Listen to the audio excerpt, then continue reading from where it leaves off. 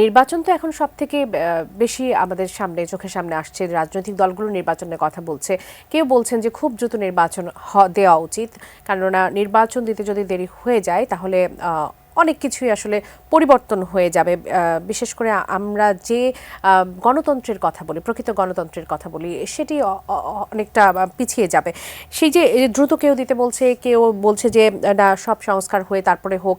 আবার রিজভী যেমনটি বলছেন, বিএনপির সিনিয়র জ্যেষ্ঠ যুগ্ম মহাসচিব রুহুল কবির রিজভী বলছেন যে নির্বাচিত সরকার, সংস্কার নির্বাচিত সরকারের উপর ছেড়ে না দিলে মানুষের ভালোবাসার হ্রাস পাবে। আপনার কাছে কি মনে হয় নির্বাচন আসলে কখন দেওয়া উচিত? আচ্ছা, আমি আমার কোটকারকে একটু বলেই তারপরে আমার আসতেছি। সেটা হচ্ছে, দেখেন, আপনাদের দলের প্রতিষ্ঠাতা একজন কি বলে ওইটা, মানে ব্রিলিয়ান্ট মুক্তিযোদ্ধা ছিলেন, জেড ফোর্সের হেড বীরুত্তম, এবং তার ঘোষণাটা আমি নিজে শুনছি 27শে মার্চে, এবং আমি উদ্দীপ্ত হয়েছি। আপনাদের কাছে একটা অনুরোধ থাকবে, anything that goes against the spirit of independence আপনারা এটাকে চ্যালেঞ্জ আপনি anything that goes against the spirit of independence আপনি যে দলের মানে নেতা, সেই দলের প্রতিষ্ঠাতা একজন বোনাফাইড মুক্তিযোদ্ধা, এনিথিং আপনারা করবেন। আমরা দেখছি আপনারা বেছে করছেন, এটা ঠিক না। ইন্ডিপেন্ডেন্স, স্বাধীনতার পর 24কে তো আমরা অ্যাকনলেজ করতেছি, আমরা তো এটা বলছি না। আমরা তো কনফ্লিক্ট দেখছি না, 24-এর সঙ্গে 71-এর কোনো কনফ্লিক্ট দেখছি না। ফলে না, 71 এটা ভিন্ন প্রেক্ষাপট। এটা হলো 71-এর যে চেতনা ছিল, সেই চেতনা থেকে এক্সটেনশন না, চেতনা থেকে বিচ্যুত হয়েছিল জন্যই সেটাকে কারেকশন করার জন্য আমি বলবো, টু কারেক্ট চেতনা, যে মুক্তিযুদ্ধের চেতনা যেটা ছিল, সেই চেতনা বিক্রি করে এবার অচেতন করে ফেলেছিল মানুষকে।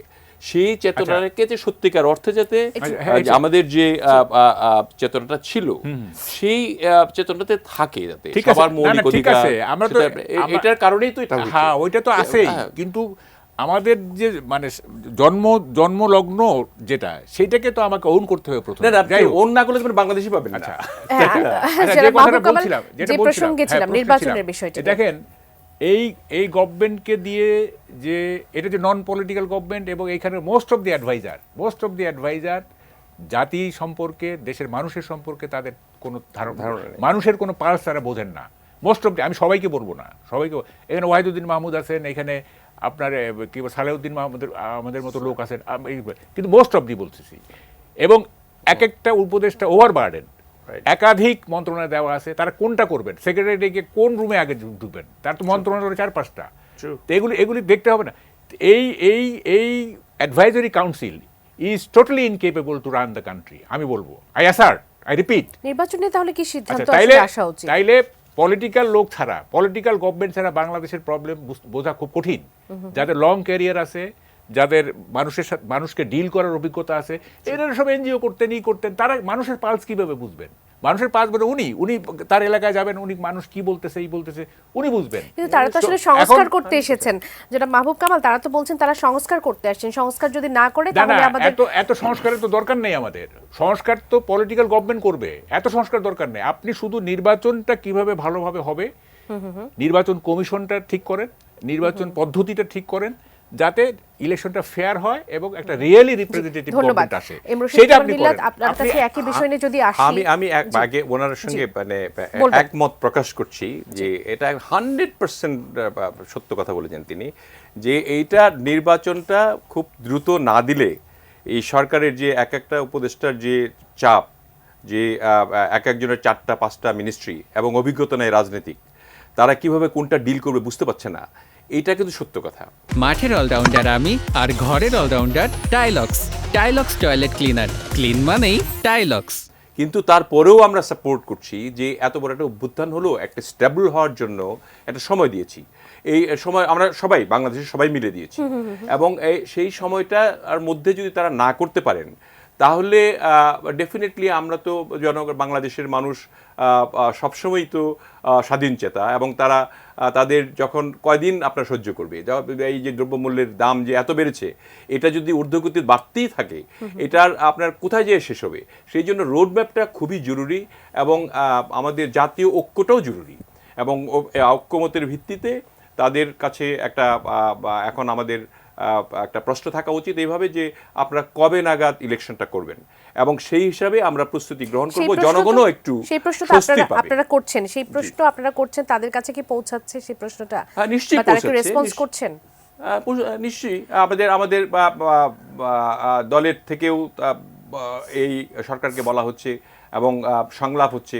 আমাদের মাননীয় মহাসচিব তিনি বলেছেন যত দ্রুততম সময়ে আপনার যে সংস্কারগুলি খুবই প্রয়োজনীয়, যেটা মাহবুব বললেন যে একটা নির্বাচন কমিশনের সংস্কার, এটা সংস্কার অলমোস্ট হয়ে গেছে। আপনি আপডেট করেন ভোটার লিস্টগুলি আপডেট করে আপনার ধরেন এটা it will take another 1 month to update it, এবং এটা করলে আর 3 মাস পরে আপনি ইলেকশন ঘোষণা করতে পারেন।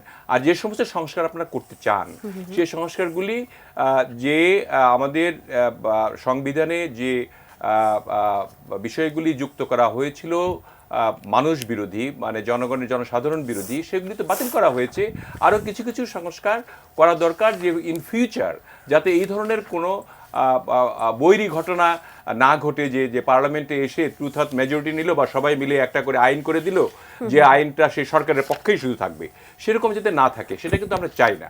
আমরা চাই যে বৈষম্য বিরোধী একটা বাংলাদেশ, এবং সেখানে সংস্কারগুলি বেসিক সংস্কারগুলি করে ওনারা ছেড়ে দিক, কারণ ওনাদের কিন্তু রেটিফিকেশনের দরকার।